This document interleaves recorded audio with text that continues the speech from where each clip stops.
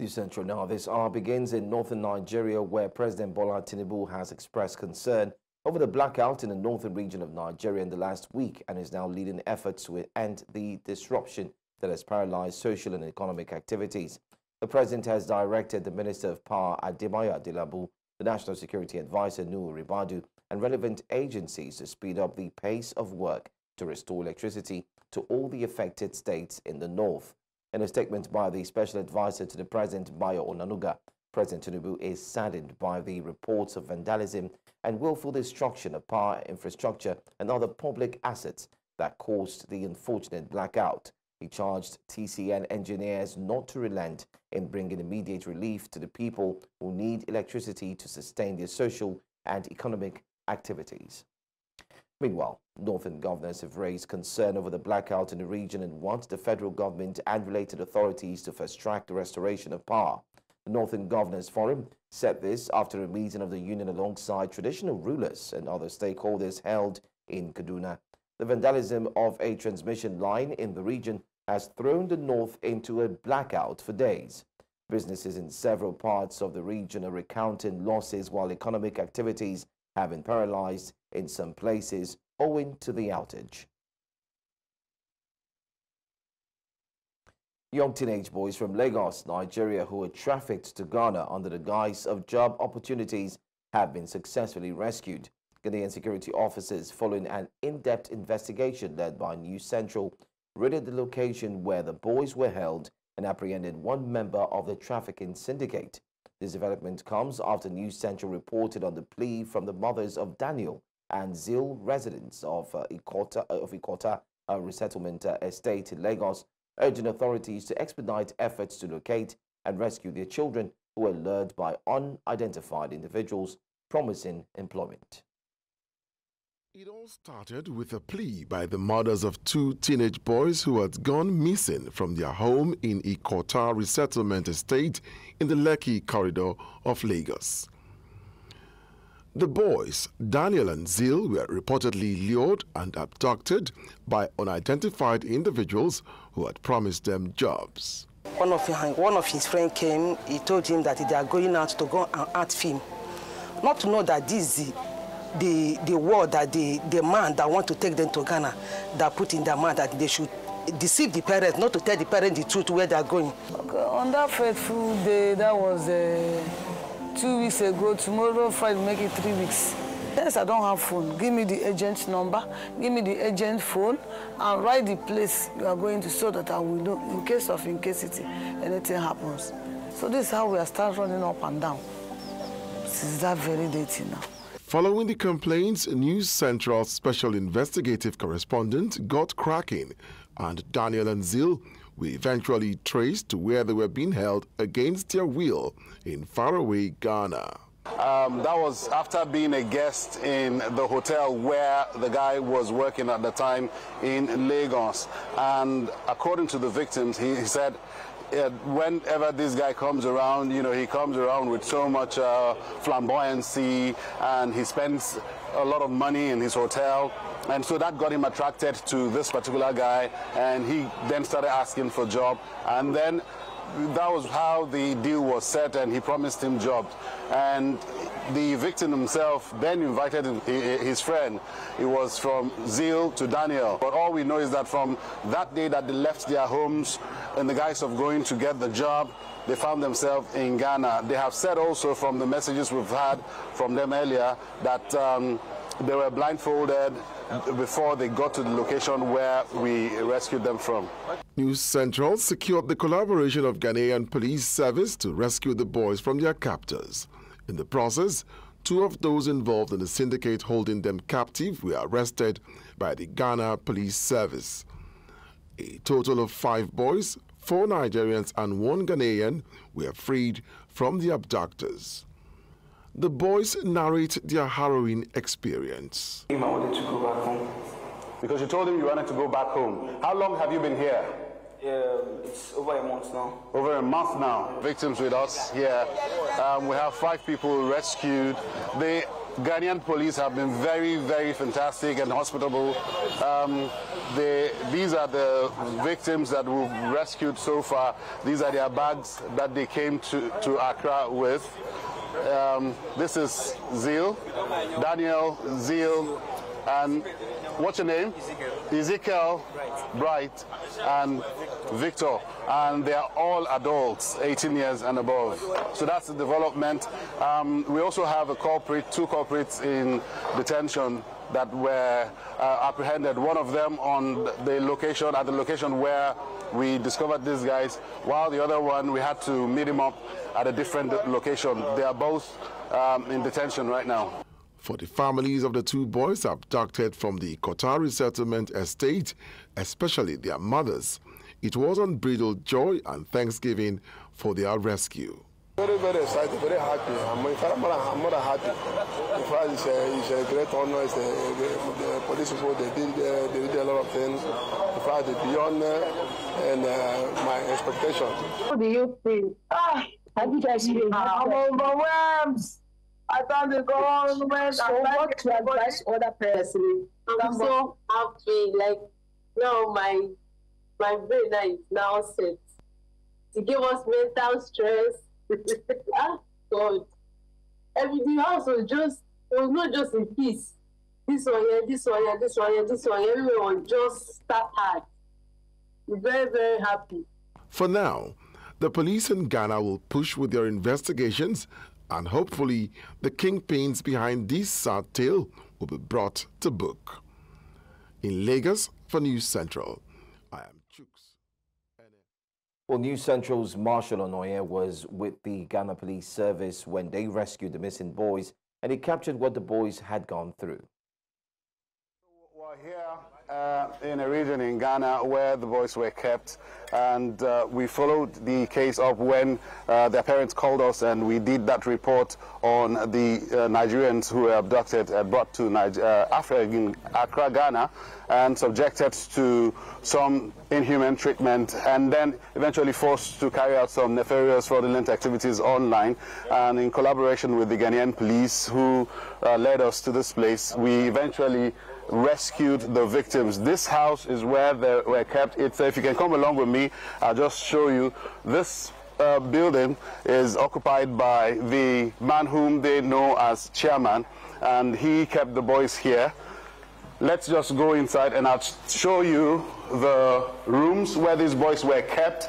And they had several laptops, computers, internet, access to the internet, and were carrying out several nefarious activities online. Here we had just dismantled a workstation which was here, and the boys had their chairs here, and this was basically where they mounted the laptops and were chatting up with business corporations from all over the world and trying to intercept business transactions and have the monies or payment for these transactions diverted to their own account. These boys, some of them, let's see your back, let's see. This is a machete and a butcher's knife. These were the kind of items that were used to maltreat these boys. If you take a look at his back, you'd find these injuries were done with this machete on his back. For why were you beaten with the machete? Because I told him I wanted to go back home. Because you told him you wanted to go back home. How long have you been here? It's over a month now. Over a month now? Yes. Okay, and in that period of time, we went into tracking these guys and discovering their location. If you just come further, I'll take you to one of the rooms where these people others were kept. Now here we found a few electronics. We found some gadgets as well that they were using to intercept some business transactions and business deals of several companies from all over the world and diverting payments for those transactions to their accounts. Now, when we came into this place with the Ghanaian police, we discovered We were initially following two boys from Nigeria, but we got here and we found 6 boys kept in this building. The next room I'm about to show you is the room where the man known as chairman was occupying. He was occupying this room. The Ghanaian police had come here. They had also ransacked here. And in this room, we found several several mobile phones, travel documents of the culprit, the alleged trafficker, or the alleged kidnapper. We also found different kinds of drugs in this room, from marijuana to some others I might not be able to readily identify or mention. This is a closet which was used by the man known as chairman, who is currently at large. Now, we were able to gain entrance to this place. Upon arrival, the place was under lock and key, and the policemen had to break the locks, and we gained access into the compound. But these boys were locked, still locked in this building. For days, they said they've not eaten. For days, they've not had their bath. Just internet access, laptop, and doing whatever it was that they were told to do. Well, earlier, Dennis Amak, a former Assistant Director, Department of State Service, and Abaka, Presidential Research Professor of Sociology, Northern Illinois University, shared their thoughts on this development. I am an investigator by profession, by career, and I can see too many loopholes there. Too many loopholes. And of course, you guys have tried getting all the way down to Ghana, and then, of course, getting into that house. But first of all, we have to ask those boys, how did they get there? How were they talent spotted in Nigeria to know that they have this kind of talent to come to Ghana to do this? Because they just don't pick anybody on the street who does not. What was the communication with them and these people before they traveled to Ghana? What Gas was saying, I mean, human trafficking for cybercrime purposes, I mean, we pointed to people with talent. So, it's not anybody that's going to be recruited to come and do cybercrime. And I don't know even what the training ended is. You can easily just train someone to do that. So I think what the vulnerabilities, or maybe even the promises, it may have actually been human trafficking wherein, I mean, it's not just a question of kidnapping somebody, but also promises of material things that were not met. So I guess what I'm emphasizing here is that who is trafficked really has to be seen in context in terms of what the criminals can gain from that person's talent, or who the person is, or their nature. Well, News Central Television reached out to the spokesperson of the police, Benjamin Udeng, for comment, but he declined. Away from that story now, let's also tell you that the Federal Capital Territory Police Command has confirmed that House of Representatives member Alex Ikweche is being questioned at the Maitama Divisional Headquarters over an alleged assault. Ikweche, representing Aba North and South Federal Constituency, reportedly slapped a Bolt driver, Stephen Abuachea, during a dispute over delivery fees. In a viral video, Ikweche allegedly threatened the driver, questioning if he knew who he was talking to, and claimed he could make him disappear without consequences. Police spokesperson Josephine Ade stated that preliminary findings indicate Abuachea was delivering a package when the altercation began. FCT Commissioner of Police Tunji Disu has ordered a comprehensive investigation, pledging impartiality and appropriate action. Senator Leon Dum from Borno South is calling for more ministers in President Bola Tinubu's cabinet to be removed if they are underperforming.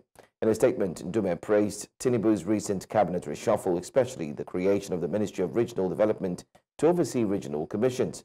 He applauded the president's moves to streamline ministries aiming to reduce governance costs. Dum urged Tinubu to deepen his de-dollarization efforts by aligning Nigeria with BRICS, which he says would relieve pressure on the naira and benefit businesses importing from China. Additionally, Ndume called for a national economic conference led by key ministries and Nigerian economists to find local solutions. Right before the break, I did mention that we do have Abdulai Abaka, Jos, editor-in-chief of Solar Sea-based online newspaper. He joins me right now as we take a look at the proposals that are being put forth to Nigeria's President Bola Ahmed Tinubu by Senator Ali Ndume. Thank you for being here this morning. Thank you very much for having me. All right. How effective do you think Senator Ali Ndume's call for removing underperforming ministers will be, especially in improving governance under President Bola Ahmed Tinubu's administration? Thank you very much. Ali Ndume's call is what is on the mind of many Nigerians, because if you look at it, Senator Bola Ahmed Tinubu's administration is even better compared to what we had with that of former President Muhammadu Buhari, that rolled down the line with all the ministers that he had for just sacking only throughout his term of 8 years.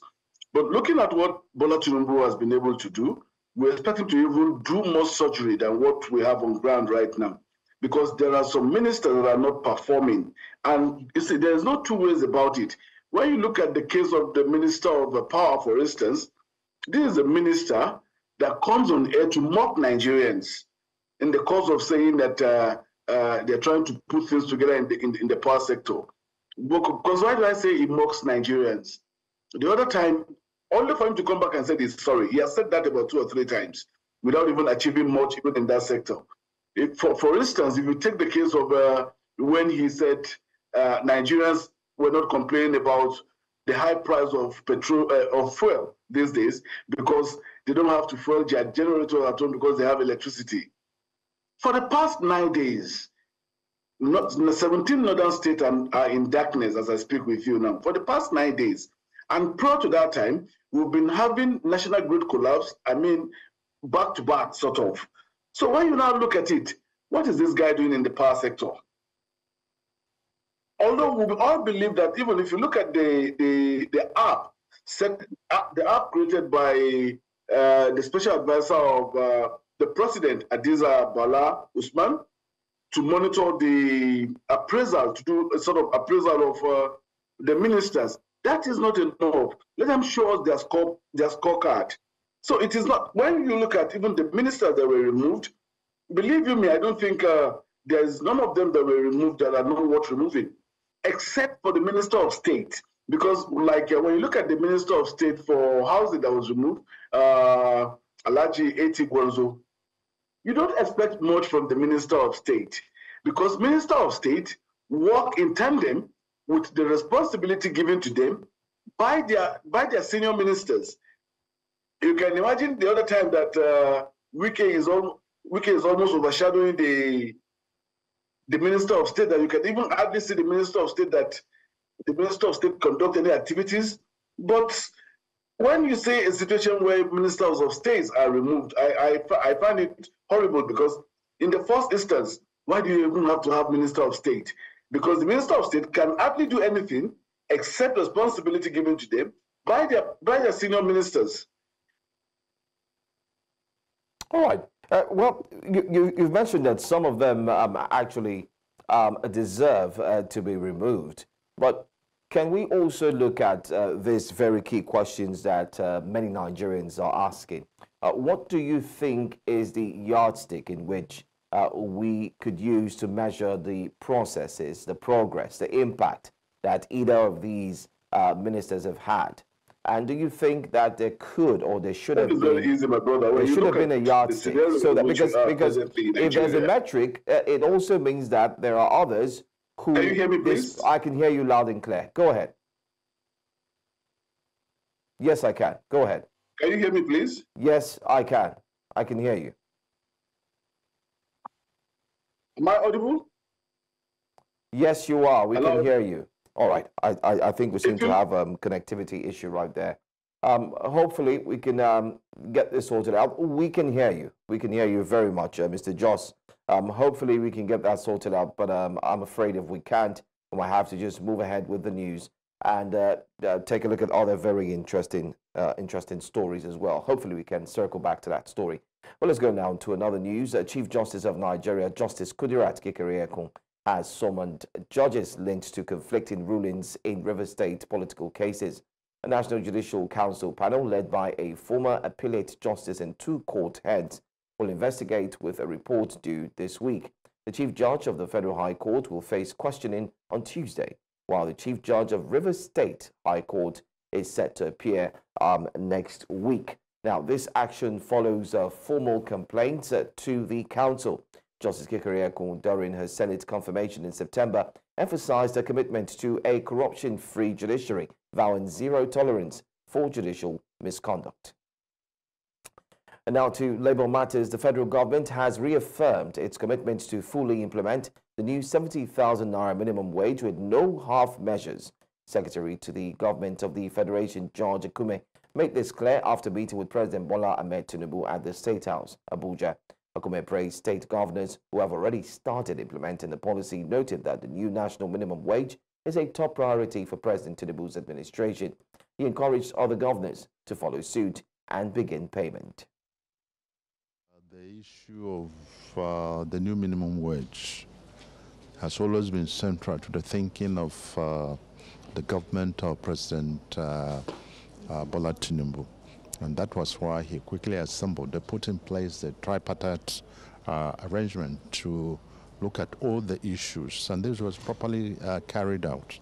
The governors were represented, the federal government was represented, the organized private sector was also part of it. So we arrived at the new minimum wage. We're very satisfied with it. And some state governments have started implementing.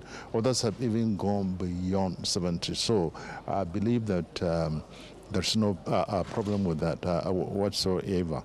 We applaud those who have started. Those who have not started, we just want to appeal to them to start.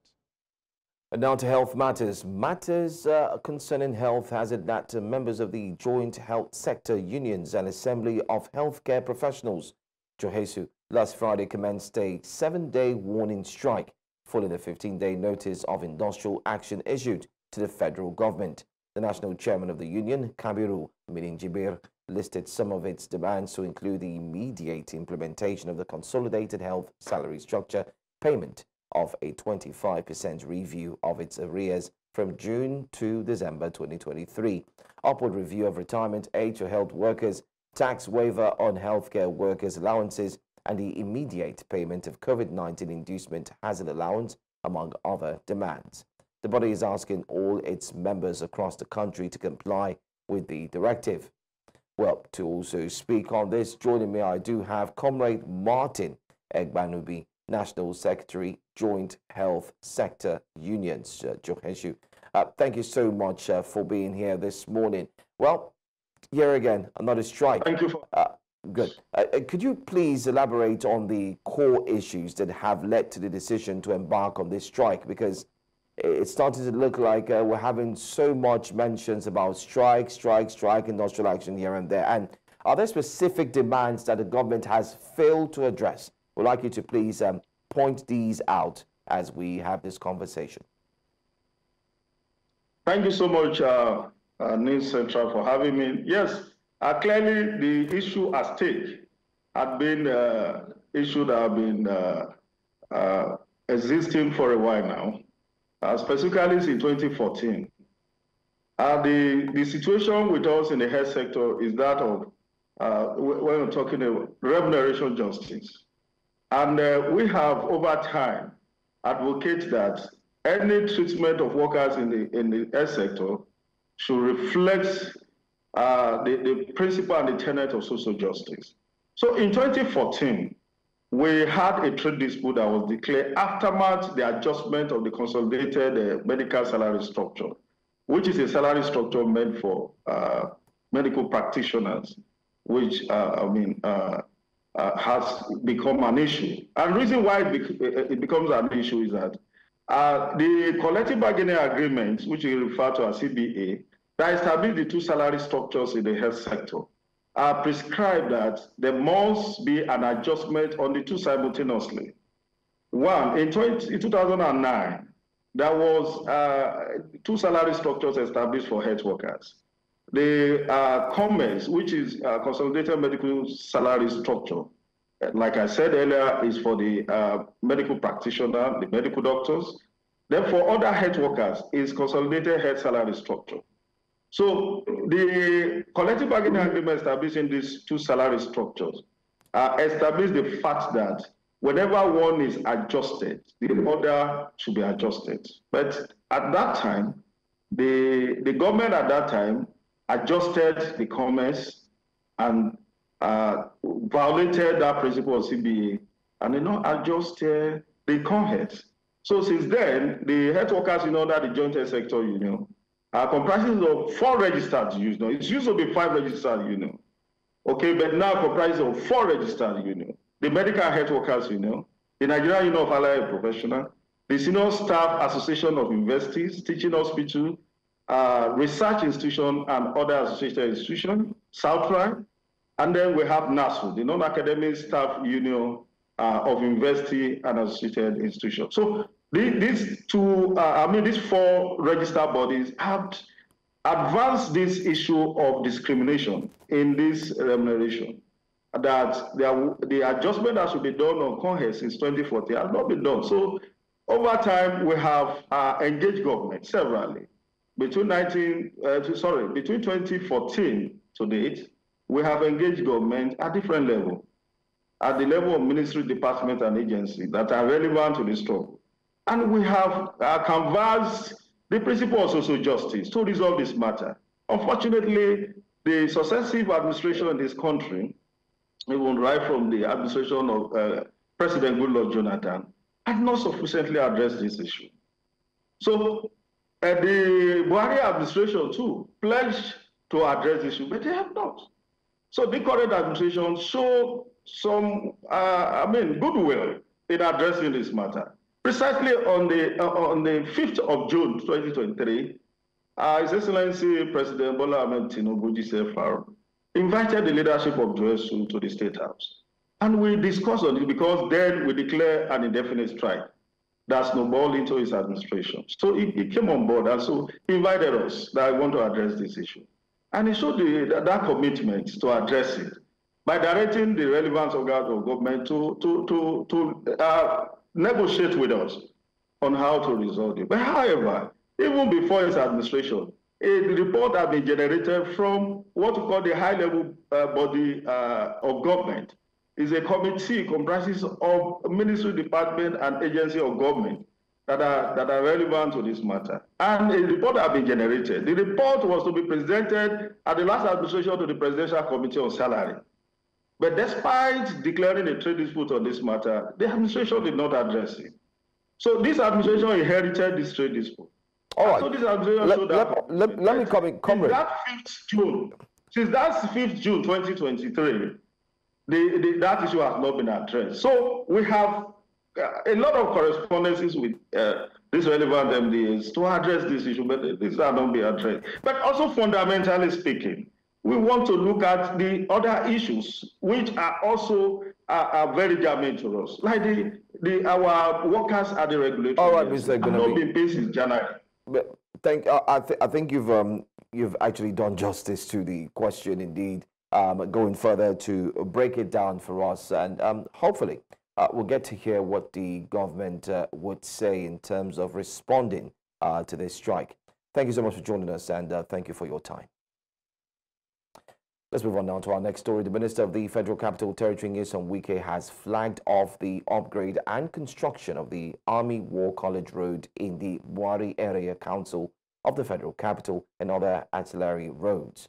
The minister assured residents of the council and those in other satellite communities that the FCT administration will live up to its responsibilities and ensure their infrastructural challenges are resolved. Amadine Uyi has more in this report. Once again, construction equipment, bulldozers, and others have been mobilized to the Ushafa area of the Buhari Area Council.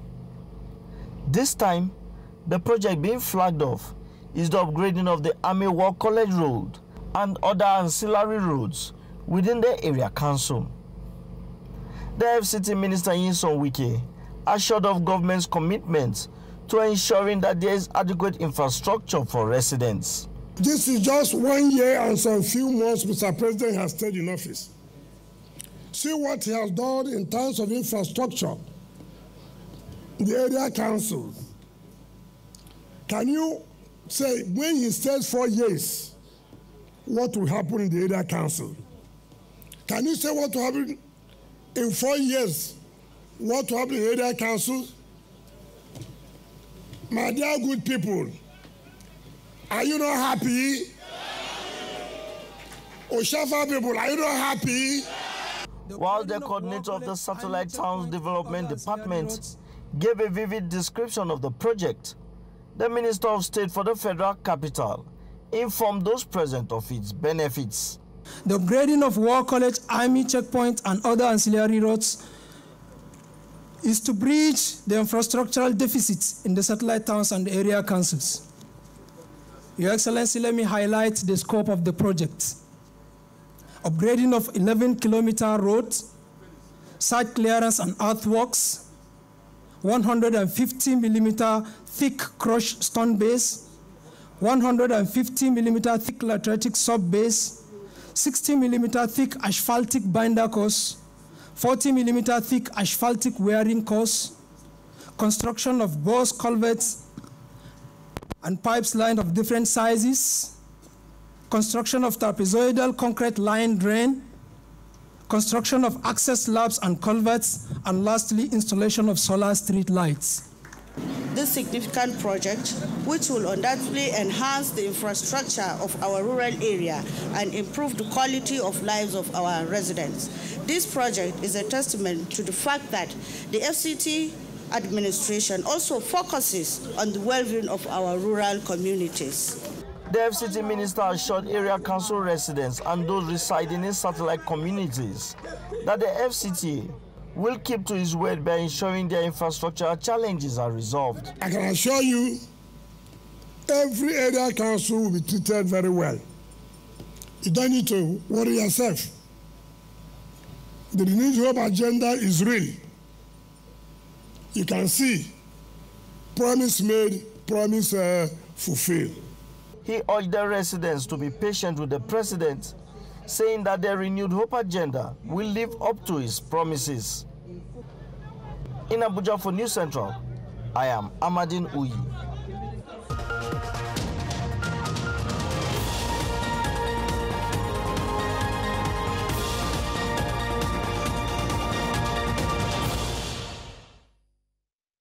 Welcome back. With a day to go until crucial elections in Botswana, the Africa Center for Governance has brought together a diverse group of young leaders and community activists in a dialogue that aims to address the barriers that have hindered their engagement in voting. The dialogue also shared insights on understanding how to encourage greater youth involvement in democratic processes and the vital role that the youth can and should play in shaping their political landscape. News Central's Bongani Siziba has more.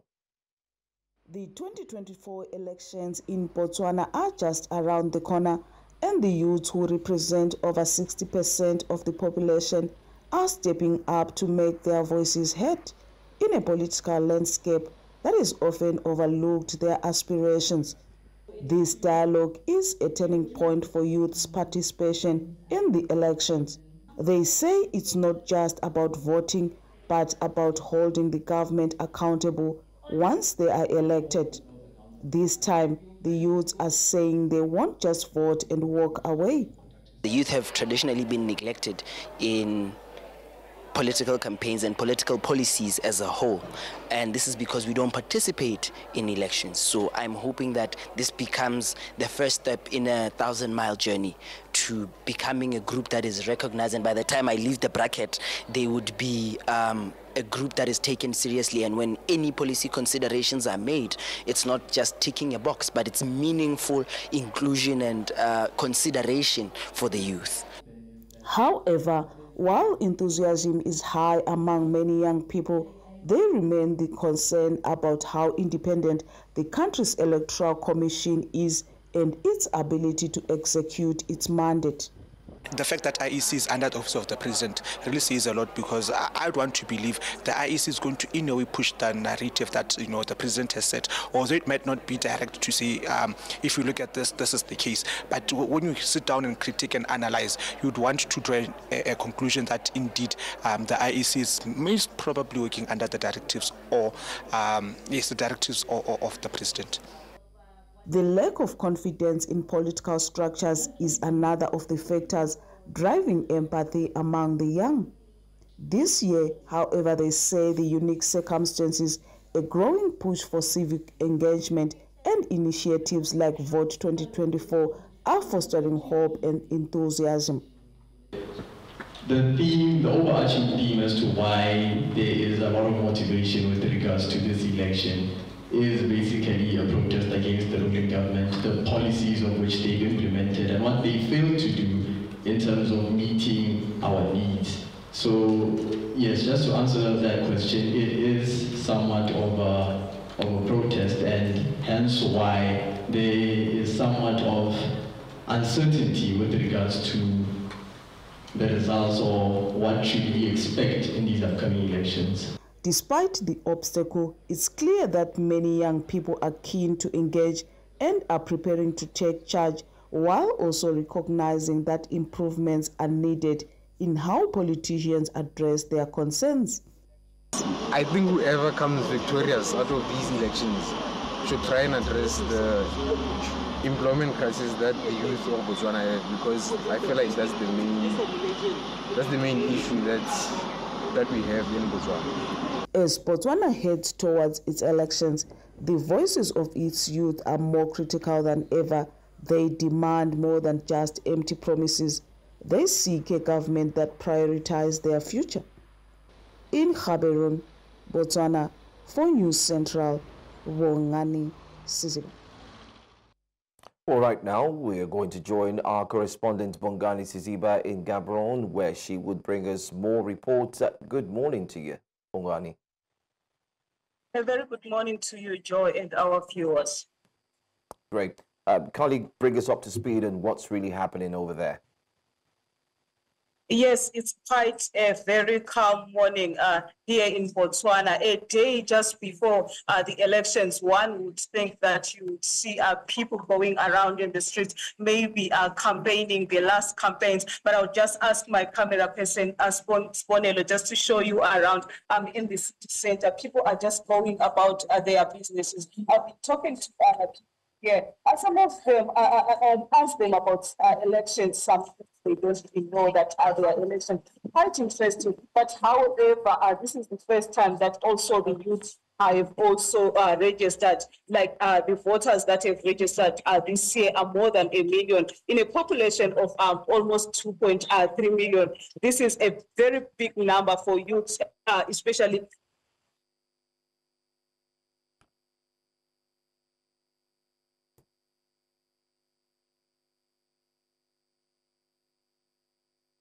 All right. I think we lost connection there with Bongani Siziba. Well, just as she mentioned, just a few hours, you could say hours to the election, and everywhere seems to be a bit calm and dry. Bongani, if you can hear me, I would like you to please go ahead. Thank you very much, and a very good morning to Central News. What we've realized this year is there is a lot of interest that has been generated among us, the citizens of this particular republic, and especially among the youth, looking at the fact that unemployment has risen to an outstandingly about 27%, and out of the 27% of the people who are not working in this particular country, 45% of them are the youth. And let's talk about the IEC. We have had a lot of complaints that it's being presided by the president. How do you think this will pan out? This has created a lot of animosity, tension, and but it's not that it has manifested itself into violence as happened in other countries. But among the opposition, activists, the issue is they're thinking the IEC is not independent; it should be independent, and they think being under the office of the president of the state president, the president being the one who also appoints the the officials or the executive secretary for that particular IEC. This actually goes to a point whereby they think Res Yamisang, by the name Jeff Yamisang, is the one who is going to actually drive the votes in favor of his master being the president, President Masisi. Yes, Joe, we have heard it. Why the youths this time around have registered in their numbers, and also the concerns about the IEC that is not independent, and also they were talking about the voters' roll, that they need a soft copy so that everyone can be able to see if they are on that voters' roll. But today we are still also going to attend the last rally for the ruling party, where the president, Masisi, is going to be speaking. We'll hear what he's expected to do if he returns in power to rule this country for the next 5 years. It's back to you in the studio now. Thank you so much, Bongani Siziba, bringing us live coverage and updates, especially as the countdown to the elections is now. Well, away from that, let's join our business desk for today's business news this morning. In business, the Central Bank of Nigeria has partnered with International Finance Corp to boost local currency financing and reduce foreign exchange risks for businesses. The IFC plans to scale up investments in naira financing, targeting over $1 billion across key sectors like agriculture, housing, infrastructure, energy and small enterprises. The deal aims to expand access to local currency funding, supporting economic growth and reducing dependence on foreign exchange. The Nigerian Consumer Credit Corporation, Credit Corp, has launched the Credit Access for Light and Mobility, which is called CALM Fund, to provide Nigerians with credit for CNG vehicle conversions and solar home systems. This initiative aims to promote cleaner energy and reduce reliance on fossil fuels. Nigerians can now apply for credit through partner financial institutions to cover the cost of converting their vehicles to CNG or installing solar power systems. The CALM Fund is a joint effort between the Ministry of Finance Incorporated, Credit Corp, and the Presidential Initiative on Compressed Natural Gas. This move comes as the Nigerian government continues to push for the adoption of CNG as an affordable and environmentally friendly alternative to traditional fuels. The government has been investing in CNG infrastructure and encouraging Nigerians to make the switch. And now in Southern Africa, Zimbabwe's ruling party, ZANU-PF, has passed a resolution to adopt the gold-backed ZiG currency as the nation's sole legal tender, replacing the US dollar. The decision made at the annual conference aims to expedite the de-dollarization and promote the ZiG, despite no timeline being provided for the shift. The ZiG, introduced in April, has faced challenges including a 43% devaluation in September, eroding public confidence and encouraging dollarization. The IMF recently warned that the currency alone cannot resolve Zimbabwe's economic issues, such as inflation. Officially, the ZiG traded at 28.37 per dollar on Monday. And finally, in North Africa, Egypt's Supply Minister Sharif Farouk announced on Monday that the delayed shipment of 430 tons of Russian wheat is now expected to arrive in November. Originally scheduled for October, the shipment faced unspecified delays. The situation underscores challenges in securing wheat stocks, vital for Egypt as one of the world's largest importers, amid efforts to stabilize an economy recovering from a severe foreign currency crisis. Russia, the top global wheat supplier, has faced disputes over preferred trade partners in Egypt. In August, Egypt's tender for 3.8 million tons of wheat yielded limited purchases, and the tender has since expired. In August, Egypt's tender for 3.8 million tons of wheat yielded limited purchases, and the tender has since expired. That's a package on business news at this time. Thank you for watching. I am Perpetua Fasami Peter. The news continues shortly.